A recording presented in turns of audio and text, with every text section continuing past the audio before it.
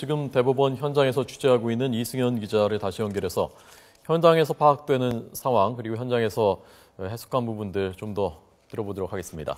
이승현 기자 다시 나오십시오. 네, 대법원에 나와 있습니다. 네, 자 1년 5개월 동안의 모든 사법적인 판단이 이제 모두 끝났습니다. 취재하느라고 아마 취재진들도 고생이 많았을 겁니다. 현장에서 파악된 것 그리고 현장의 분위기 다 종합해서 좀 자세히 전해 주시죠. 네, 대법원이 이석기 내란 음모 사건 이 수사 착수 이후 1년 5개월 만에 최종 판단을 내렸습니다. 앞서 전해주신 것처럼 이 내란 음모에 대해서는 무죄, 내란 선동에 대해서는 유죄, 또 국가보안법 위반 혐의에 대해서는 유죄를 선고한 원심을 확정했습니다. 이에 따라서 이석기 전 의원은 징역 9년에 자격정지 7년한 원심이 확정돼서 앞으로 한 1년 반 정도 지금 복역을 한 상황이기 때문에 7년 정도 더 수감 생활을 하게 되는 겁니다.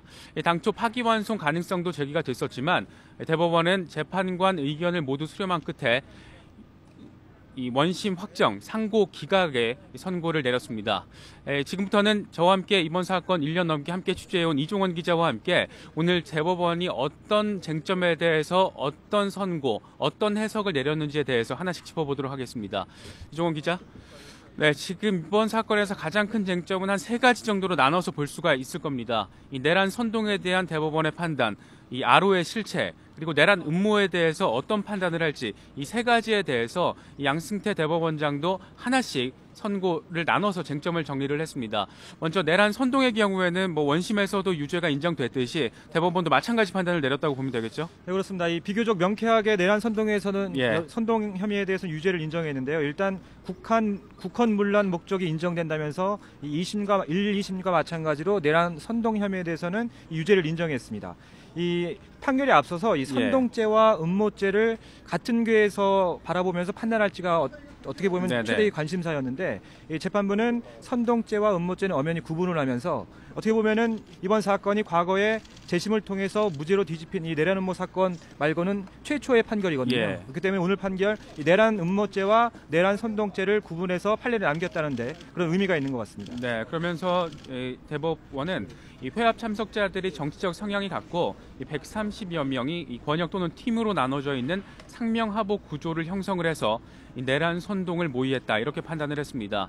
또 한 가지, 그러니까 오늘 대법원 선고에 있어서 가장 큰 관심사 2가지, 이 아로의 실체에 대해서 어떤 판단을 할지 또 내란 음모 혐의에 대해서 어떤 해석을 내릴지가 가장 큰 쟁점 이 2가지라고 볼 수가 있는데 이 아로에 대해서 대법원이 일단 대법원에서 판단을 정리를 하면 아로가 의심은 되지만 이 내란 음모를 모의한 조직이라고 보기에는 구체적인 증거가 부족하다 이렇게 정리를 할 수 있겠죠? 네, 그렇습니다. 이 형사소송의 대원칙을 강조했다고 보면 되는 건데요. 이 합리적인 의심이 없을 정도로 증명이 되지 않으면 이 피고인의 이익으로 봐야 한다는 거거든요. 때문에 이 130여 명 이 조직원들이 하나의 이 원들로 이 의심은 되지만 이 조직원들이 모두 아로에 속하는 조직원으로 보기에는 이 증거가 부족하다는 거죠. 그렇기 때문에 항소심과 같은 판결을 내린 것이고요. 네네. 이 아로의 실체에 대해서 어쨌건 받아들이지 않는 원심 판결과 마찬가지로 대법원이 해석을 하면서 사실상 이 아로의 실체에 대한 해석이 나왔을 때 어느 정도 오늘 선고의 방향에 대해서 가늠할 수 있었던 것 같습니다. 다시 말해서 아로를 기반으로 한 내란 음모를 과연 모의했는지 이 부분에 대해서 어느 정도 해석이 가능한 상황이었었는데 이 원심과 마찬가지로 내란 음모에 대해서도 이 무죄를 선고했죠. 네, 그렇습니다. 이번 공소사실 요지가 이 조직원 130여 명과 이 비밀 회합을 통해서 이 통신시설이나 유류시설 등 이 국가 기관시설을 파괴하는 것을 모의했다. 이게 내란 음모의 어떤 공소사실 요지였거든요. 하지만 검찰이 제출했던 이 핵심 증거가 합정동 회합에서 있었던 이 녹취록이었었는데 과연 이 회합에서 나왔던 이 참석자들의 발언 내용이 내란을 음모한 것인 것으로 판단할 수 있을지였거든요. 하지만 1심에서는 이것을 내란 음모의 증거로서 채택을 한 반면에 2심에서는 구체성이 떨어지기 때문에 언제 어떤 방식으로 어떤 역할을 나눠서 내란을 일으킬지에 대한 구체적인 합의가 없는 것으로 보이기 때문에 내란 음모죄로 유죄를 볼 수 없다라는 게 이제 항소심 판단이었는데 대법원이 이를 그대로 받아들였습니다. 네, 양승태 대법원장이 이렇게 선고를 하면서 이 내란 음모죄를 어떻게 어느 방향으로 어떤 범위에서 적용을 해야 될지 상당히 엄격한 기준을 통해서 판단을 해야 한다 이렇게 밝히면서 내란 음모죄 적용에 대해서 어떤 판단을 내릴지 상당히 대법원에서도 고심을 거듭한 흔적을 살펴볼 수 있었습니다. 이 내란 음모죄가 개인의 의사를 피력하거나 단순히 피력을 하거나 의견을 교환했다는 것만으로는 내란 음모죄를 적용하는 데 한계가 있다. 대법원은 이 같은 판단 근거를 기준으로 이 내란 음모죄에 대해서 원심과 마찬가지로 무죄를 선고를 했습니다. 이에 따라서 이석기 의원에게는 이 내란 음모죄는 무죄, 내란 선동죄는 유죄를 선고한 원심이 확정이 된 겁니다. 징역 9년, 자격정지 7년이 확정된 것으로 볼 수 있습니다. 사실 오늘 대법원의 선고에 앞서서 한 달 전에 있었던 헌법재판소 결정과 비교를 하는 경우가 많았습니다.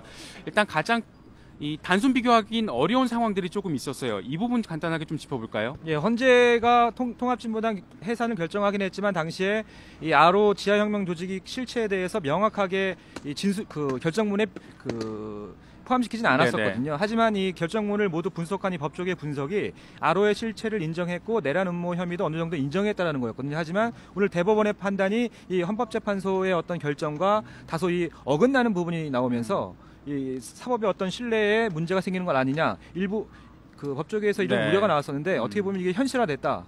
이렇게 좀 볼 수 있을 것 같습니다. 하지만 또 가장 큰 기준점에서 약간 대법원과 헌재 결정에 있어서는 차이점은 헌재 같은 경우에는 민사소송법을 준용을 했었고요. 이번 사건 같은 경우에는 형사사건을 통해서 대법원이 심리를 해온 거기 때문에 단순 비교를 하기에는 조금 어려운 점이 있다는 점도 참고를 하셔야 될 것 같습니다.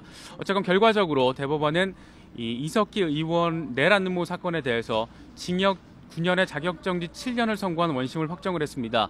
내란 음모 무죄, 내란 선동 유죄, 국가보안법 유죄 이렇게 선고한 원심을 확정을 했습니다. 사실 이 2심 재판 이후에 대법원 판단까지 관심이 있었던 게 1심과 2심의 판단이 뒤집어졌었다는 거죠. 1심과 2심 조금 한번 비교를 해볼까요? 그 2심의 판단은 사실상 오늘 대법원의 판단과 지금 괴를 같이 한다고 보면 되겠고요.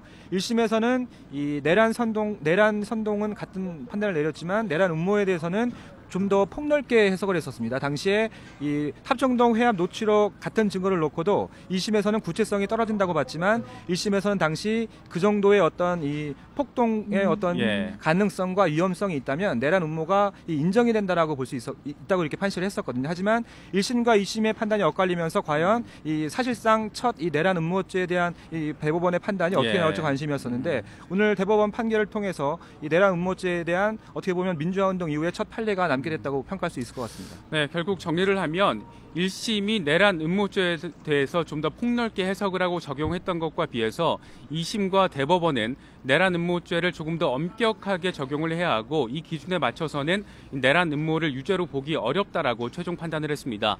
이에 따라서 이석기 전 의원의 내란 음모 사건은 수사 착수 1년 5개월 만에 대법원의 최종 판단을 통해서 마무리가 됐습니다. 내란 음모는 무죄로, 내란 선동은 유죄로, 또 국가보안법 위반 혐의는 유죄로 선고한 원심, 그러니까 징역 9년에 자격정지 7년이 확정이 됐습니다.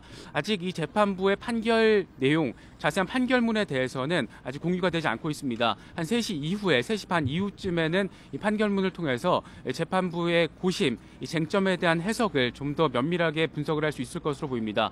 현장에서 전해지는 소식은 취재가 되는 대로 다시 한번 전해드리도록 하겠습니다. 지금까지 대법원에서 전해드렸습니다.